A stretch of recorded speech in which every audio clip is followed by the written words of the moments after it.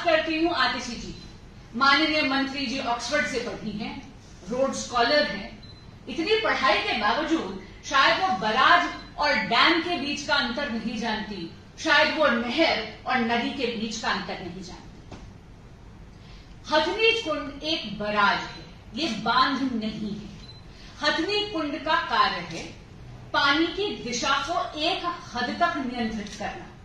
ये डैम नहीं है, यानी उसके पीछे कोई रिजर्वॉयर नहीं है, उसके पीछे कोई ऐसी जगह नहीं है जहां पर पानी इकट्ठा करा जा सके, जो कि बांध में करा जा सकता है, बराज में नहीं किया जा सकता। अब हथनी कुंड में दो कनाल है, एक है ईस्टर्न कनाल, ईस्टर्न कनाल से पानी जाता है यूपी की तरफ, और दूसरी है वेस्टर्न कनाल, वेस्टर्न कनाल से पानी जाता है हरियाणा और दिल्ली तक आता है। अब आप ये देखिए कि जो ईस्टर्न कनाल है उसमें 4 से 6,000 क्यूसेक पानी जा सकता है, ये उसकी मैक्सिमम कैपेसिटी है। जो वेस्टर्न कनाल है, जो हरियाणा और दिल्ली के तरफ आता है, उसका मैक्सिमम कैपेसिटी है 15 से 18,000 क्यूसेक पानी। यानी बराज की, हथनी कुंड बराज की पूरी क्षमता है करीब 24,000 क्यूसेक पानी। हमारे यहां पर एक सेंट्रल वाटर कमीशन गाइडलाइंस होती है।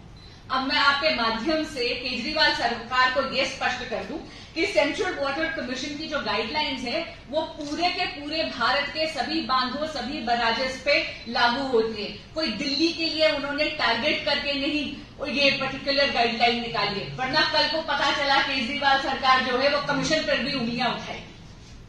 अब सेंट्रल वाटर कमीशन की ये गाइडलाइन है कि यदि पानी 1 लाख क्यूसेक से ऊपर है तो आपको दोनों कनालों को बंद करना पड़ेगा, और पानी आपको यमुना जी में ही, क्योंकि यमुना जी नदी है, कनाल यानी नहर, नहर की कैपेसिटी कम होती है, नदी की कैपेसिटी ज्यादा होती है। तो 1 लाख क्यूसेक से ऊपर जब पानी आएगा तो आपको पानी मैंडेटरी तौर पर नदी में छोड़ना है, नहरों को बंद करना है। क्यों? क्योंकि नहरों में यदि पानी का इतना प्रवाह होगा तो पानी के वेग से और जो सिल्ट उसके साथ आता है, यानी पानी अपने साथ बाढ़ के दौरान जो मलबा लेकर आता है, उससे नहर यानी कनाल डैमेज हो जाएगा। अब नदी के बारे में बात करने से पहले मैं एक झूठ इनका और पर्दाफाश कर देती हूं आम आदमी गवर्नमेंट का। ये बार बार आपको एक वीडियो दिखाएंगे कि अरे देखिए यूपी की तरफ जो कनाल जा रही थी उसमें तो पानी नहीं था, लेकिन वेस्टर्न जो कनाल था वहां पर पानी क्यों था। आतिशी जी बार बार बोल रहे हैं कि जहां भारतीय जनता पार्टी के सरकार है वहां तो आपने पानी छोड़ा नहीं और दिल्ली की तरफ आपने पानी छोड़ दिया। मैं उनको बताना चाहूंगी, इतनी पढ़ी लिखी हैं, इतना विवेक है, इतनी ज्ञानी है, लेकिन क्या वो ये नहीं जानती कि जब आप नहर को बंद करते तो धीरे धीरे आपको नहर के डोर यानी उनके गेट उनको बंद करना होता है। क्यों? क्योंकि नहर जो है वो एक मैनमेड स्ट्रक्चर है।